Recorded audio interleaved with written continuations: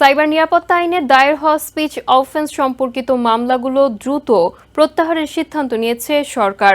মামলা প্রত্যাহারের পাশাপাশি গ্রেফতারকৃতদের মুক্তি দেওয়ার সিদ্ধান্ত হয়েছে।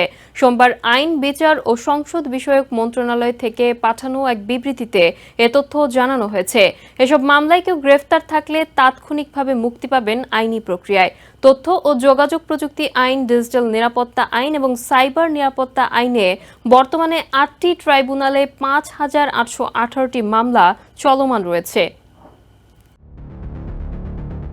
বিগত সরকারের আমলে তথ্য অধিকার আইন যেমন হয়েছে, তেমনি তথ্য অধিকার বিনাশ করার মতো অনেক আইন হয়েছে বলে জানিয়েছেন অন্তর্বর্তী সরকারের আইন, বিচার ও সংসদ বিষয়ক উপদেষ্টা ডক্টর আসিফ নজরুল। তিনি রবিবার বলেন, সাইবার নিরাপত্তা আইন সহ গণবিরোধী যেসব আইন রয়েছে তা সংস্কার করা হবে। তার এমন মন্তব্যের পরদিনই সাইবার নিরাপত্তা আইনে দায়ের হওয়া স্পিচ অফেন্স সম্পর্কিত মামলাগুলো প্রত্যাহারের সিদ্ধান্ত নিয়েছে সরকার। তাছাড়া এসব মামলায় গ্রেফতারকৃতদের আইনি প্রক্রিয়ার মাধ্যমে তাৎক্ষণিকভাবে মুক্তি দেওয়া হবে। সোমবার আইন, বিচার ও সংসদ বিষয়ক মন্ত্রণালয় থেকে পাঠানো এক বিবৃতিতে এ তথ্য জানানো হয়েছে। বিবৃতিতে বলা হয়, তথ্য ও যোগাযোগ প্রযুক্তি আইন ২০০৬, ডিজিটাল নিরাপত্তা আইন ২০১৮ এবং সাইবার নিরাপত্তা আইন ২০২৩-এর অধীনে অগাস্ট ২০২৪ পর্যন্ত দেশের ৮টি সাইবার ট্রাইব্যুনালে মোট ৫,৮১৮টি মামলা চলমান রয়েছে। এই মামলাগুলোর মধ্যে ডিজিটাল মাধ্যমে মুক্তমত প্রকাশের কারণে দায়ের হওয়া মামলাগুলোকে স্পিচ অফেন্স এবং কম্পিউটার হ্যাকিং বা অন্য কোনো ডিজিটাল ডিভাইসের মাধ্যমে জালিয়াতিকে কম্পিউটার অফেন্স হিসেবে চিহ্নিত করা হয়েছে।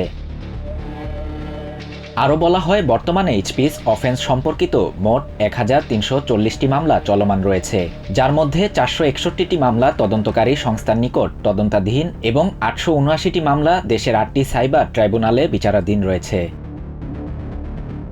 স্পিচ অফেন্স সম্পর্কিত মামলাগুলোর মধ্যে তথ্য ও যোগাযোগ প্রযুক্তি আইনের অধীনে ২৭৯টি, ডিজিটাল নিরাপত্তা আইনের অধীনে ৭৮৬টি এবং সাইবার নিরাপত্তা আইনের অধীনে ২৭৫টি মামলা চলমান রয়েছে।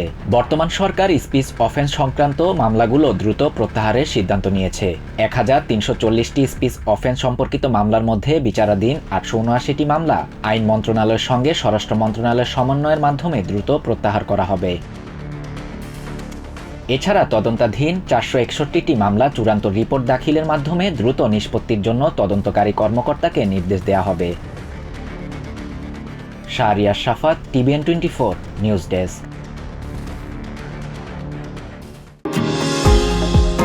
নিউ ইয়র্ক থেকে সম্প্রচারিত TVN24 টেলিভিশন বিশ্বজুড়ে বাঙালির কণ্ঠস্বর।